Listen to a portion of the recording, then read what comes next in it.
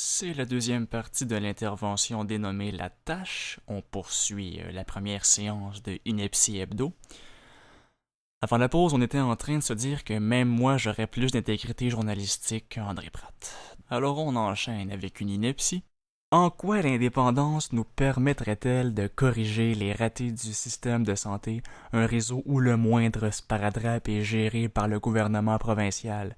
Les souverainistes répondent qu'un Québec indépendant récupérerait les milliards que lui chipe le fédéral.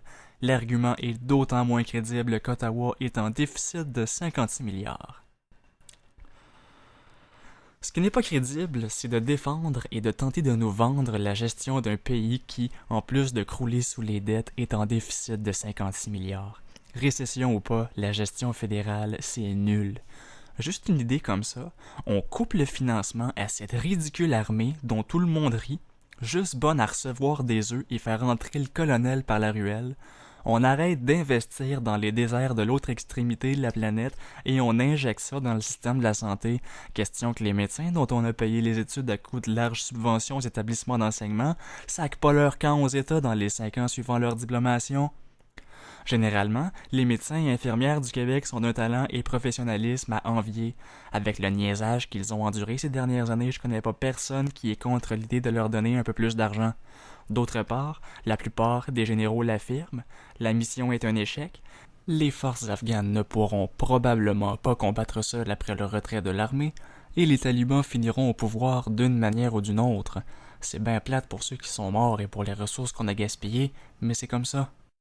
Sommes-nous obligés de nous enfoncer encore plus? Eh bien oui, nous le sommes. Il s'est décidé en dehors du Québec que des forces armées seraient déployées, et il sera aussi décidé en dehors du Québec que les troupes vont rester au-delà de 2011 et que plusieurs autres jeunes citoyens du Québec vont mourir pour rien. C'est écrit dans le ciel. Quand j'entends la nouvelle qu'un autre soldat du Québec a roulé sur une mine en patrouillant des champs de pavots pour le compte d'un homme d'affaires de Baltimore qui va sacrer son camp du pays sans se retourner une fois le temps parti, je suis naturellement dévasté. Mais je tente quand même de minimiser la tristesse et la perte en me disant que ce n'était peut-être qu'un autre fédé, un Elvis Gratton, bien content de mourir pour rien, au nom du pays du rien, le cercueil couvert d'un drapeau qui ne symbolise rien. Ça remonte un peu le moral. Tiens donc, dernière nouvelle, on apprend que 27 civils afghans ont été tués par erreur dans une opération des forces armées de l'OTAN. Dire que le Québec ne verra jamais la moindre compensation pour l'énorme sacrifice que nous sommes en train de faire. Ouais, risquer sa propre sécurité pour faire plaisir aux pays voisins, c'est ça la mentalité agenouillée du Canada. S'ensuit une série de phrases vides et d'idées préconçues, dans laquelle il qualifie la sortie de Bouchard de passionné. Chacun ses discours passionnés. Et il termine par « Lucien Bouchard a passionnément à cœur le progrès du Québec et la préservation de l'identité québécoise. Personne ne peut en douter. Je vais quand même en prendre la liberté, merci. Et, par conséquent, venant de lui, ses appels à la lucidité et à la modération devraient porter chacun à réfléchir. » Cette citation est particulièrement dénudée de sens. Il aime ça, lui, des « en quoi ». Alors, en quoi celui qui a légitimé un référendum non démocratique dans lequel un non-respect le plus total des règles était le mot d'ordre dans le camp du non, et dans lequel le fédéral est intervenu sans en avoir le droit sous prétexte que la loi référendaire du Québec ne devrait pas avoir à être respectée lorsqu'il y a un risque de briser le pays, peut-il être passionné et tenir les intérêts du Québec à cœur? C'est ça être passionné? Abdiquer au moindre soufflet? Non, c'est plutôt avoir la tête dans le sable comme Pratt tend à beugler sans arrêt. Réfléchir? Sur quoi peut-on réfléchir ici, la sortie de Bouchard étant aussi bancale que cet éditorial, aussi vague, aussi drabe et à sens unique? Il n'y a que le plus creux des esprits qui pourrait trouver matière à débattre dans toute cette affaire. Et esprit creux dans le lectorat de Jessica, il y a.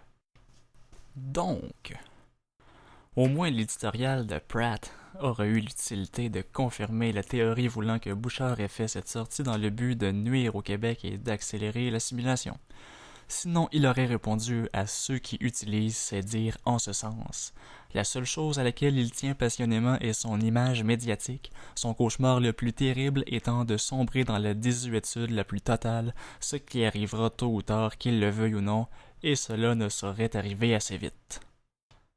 Ceci m'a pris beaucoup plus de temps que je pensais à raconter. Mais bon, quand on traite de l'imbécilité la plus absolue, quand on veut faire quelque chose avec rien, ça requiert un certain effort. Je terminerai aujourd'hui par quelques citations. Je suis en train de relire une de mes encyclopédies de niveau secondaire pour voir si j'apprendrai quelque chose. Semble-t-il que non. Faut dire que depuis, j'ai aussi lu l'encyclopédie Larousse du 20e siècle. Oui, en partie, pour ceux qui me connaissent. Mais j'ai trouvé quelques phrases intéressantes là-dedans. Donc, dans cette encyclopédie, Dorling Kindersley, donc britannique, traduite pour ERPI, dans la section Égalité sociale, on retrouve dans un petit encadré sur l'éducation: un bon système scolaire doit être gratuit, laïque et obligatoire pour assurer à tous une bonne éducation. Il doit être la priorité de chaque État. Voilà quelque chose d'intelligent qui est très loin de la mentalité libérale comme quoi ceux qui peuvent se payer une bonne éducation professionnelle, tant mieux, les autres feront un métier. Ce qui est franchement loin des valeurs d'égalité dont les Canadiens se vantent souvent. Autre phrase dans la même veine. Investir dans l'éducation permet d'obtenir une société plus instruite qui assure une croissance économique stable. Encore une fois, la mentalité know-nothing néolibérale qui privilégie les compétences à 2 cents au détriment des connaissances académiques peut aller se faire foutre. C'est certainement pas les séparatistes qui encouragent l'appauvrissement culturel collectif au profit du divertissement facile fait sur mesure pour les crétins comme la télévision populaire. C'est pas de nous qui soutenons que tout le monde devrait se calisser de l'histoire parce qu'il faut juste regarder vers l'avenir. Attention, je ne dis pas que 100% des fédés se sacrent de l'histoire. Je dis que 100% de ceux qui se sacrent des connaissances historiques sont fédés, c'est pas pareil. Ou qu'un mauvais orthographe des jeunes est signe que la langue doit évoluer. Non mais qu'est-ce qu'il faut pas entendre? Quelle infamie! Tant qu'il y aura des néolibéraux dans la sphère décisionnelle de l'éducation pour encourager la médiocrité et le nivellement par le bas, aucun progrès dans la scolarité des jeunes ne pourra être fait. C'est l'évidence même, c'est la logique la plus crue. Et finalement, une belle citation du grand Martin Luther King, dont j'ai d'ailleurs déjà appris le célèbre discours par cœur à l'école, discours qui est bien sûr resté avec moi depuis. La citation n'a pas besoin d'explication et elle clôt l'intervention d'aujourd'hui. Nous savons par douloureuse expérience que la liberté n'est jamais donnée volontairement par l'oppresseur. Elle doit être revendiquée par l'opprimé. Eh bien, à ceux qui m'entendent, revendiquons, mes chers compatriotes. Vive le réseau de résistance et vive le Québec libre!